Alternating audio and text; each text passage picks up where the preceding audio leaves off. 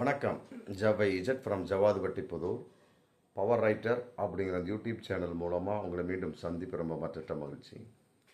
அத்தோட எங்கள் சேனலை சப்ஸ்கிரைப் பண்ணுங்கள், பெல் பட்டன் அழுத்த மறந்துடாதீங்க. அத்தோட எல்லாத்துக்கும் ஷேர் பண்ணுங்கள். அதாவது பிரபலமான ஒரு நடிகை, டிவி நடிகை, பேர் அர்ச்சனா. அந்த நடிகை ஒரு பேட்டி கொடுத்துருக்காங்க. அதாவது மாதவிடாய் சம்பந்தமான ஒரு பேட்டி. பொதுவாக பெண்களே அதை மதிப்பதில்லை.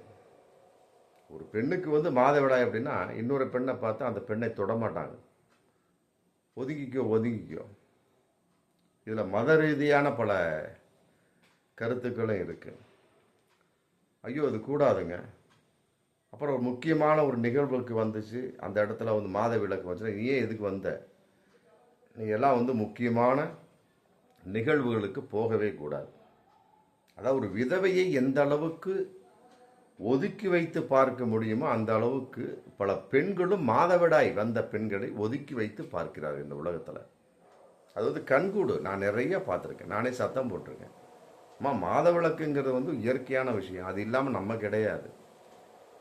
இதையாம நீங்கள் ஒதுக்குறீங்க. மற்றபடி மாதவிளக்கு நேரத்தில் உறவு கூட கொள்ள முடியும்.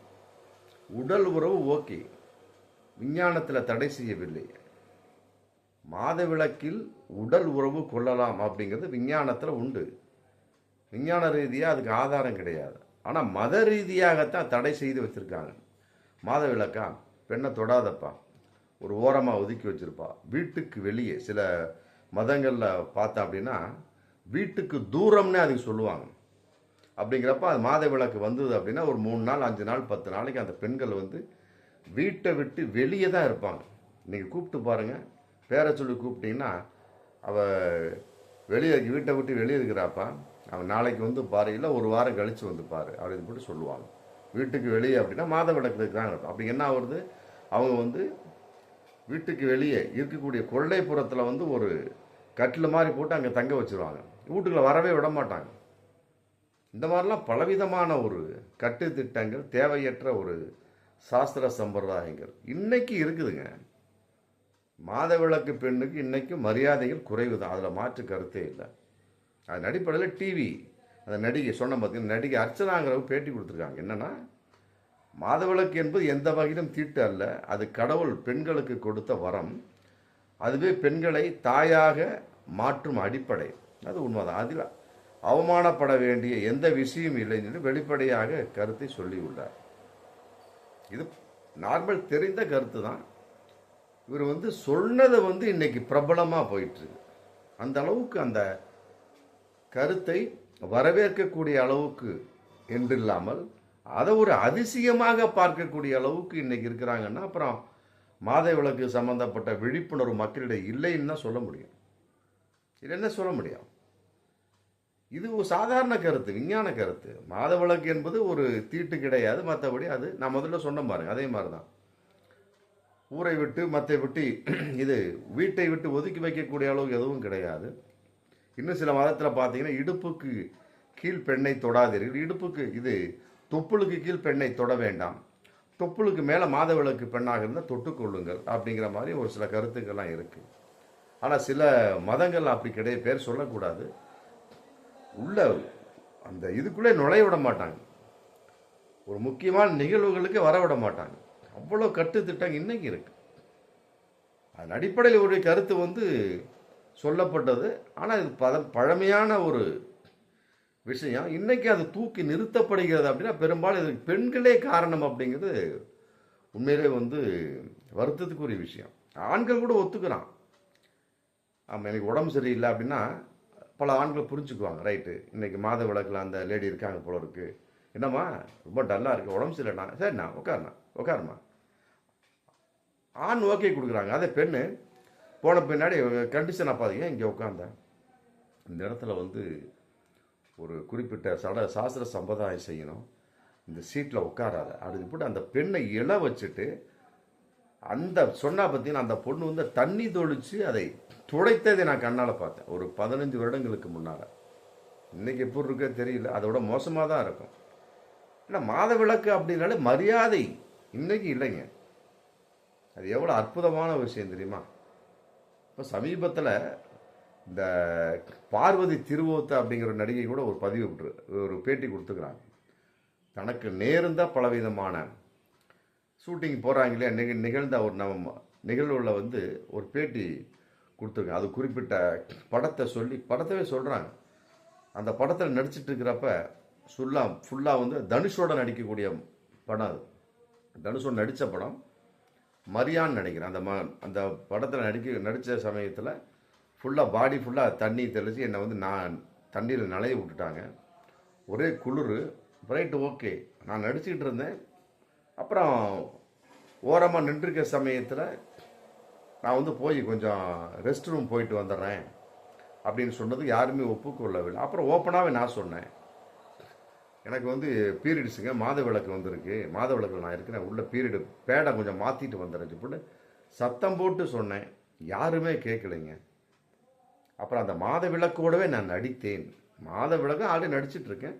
பட் ஃப்ரீயாக இருக்கிற பேக்கப் அப்படிங்கிற ஃப்ரீயாக இருக்கிறப்ப ஒரு பேடை மாற்றிட்டு வர்றது தப்புன்னு கிடையாது. அந்த பார்வதி திருவோத்து அப்படிங்கிற நடிகை வந்து பப்ளிக்காக சொல்கிறாங்க, கொஞ்சம் பேக்கப் கொஞ்சம் ஃப்ரீயாக இருக்கிற சமயத்தில் ஒரு ½ இருக்கக்கூடிய சமயத்தில் போய் ஒரு பாத்ரூமோ ரெஸ்ட் ரூமோ போய் நான் பேடை மாற்றிட்டு வந்துன்னு சொல்லுங்க. அவங்க ஒத்துக்கவே இல்லை.